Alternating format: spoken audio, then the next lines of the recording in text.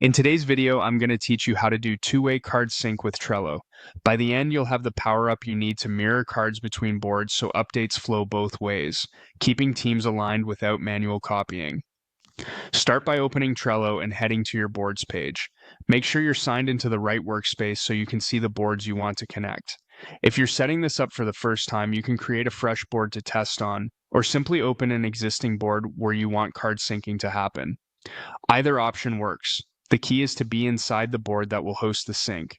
Inside your chosen board, look for the Power-Ups menu. Depending on your layout, it may appear in the board header or under a menu icon. Open it, then choose Add Power-Ups to launch Trello's directory. Power-Ups extend Trello with extra features, and this is where you'll find the tool that enables two-way card syncing. A quick note, some power-ups require workspace permissions or a paid plan, so if you don't see the option to add, check with your admin or confirm your plan includes third-party power-ups. In the power-ups directory, use the search bar and type Two-Way Card Mirror Plus by Unido. This is the integration that mirrors a card's key details, like title, description, due dates, checklists, labels, and comments, between boards so changes on one side are reflected on the other. When you find it, select it, then click Add. Trello may prompt you to confirm or authorize the power-up.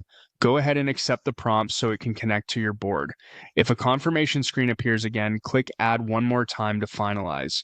You'll know it's active when you see the power-up listed on your board, often with a small badge or button you can open for settings. At this stage, the power-up is installed and ready for you to configure mirrors between boards. If you're new to this, a helpful tip is to practice with a test card first. Create a sample card, then use the power-ups options to mirror it to another board you control.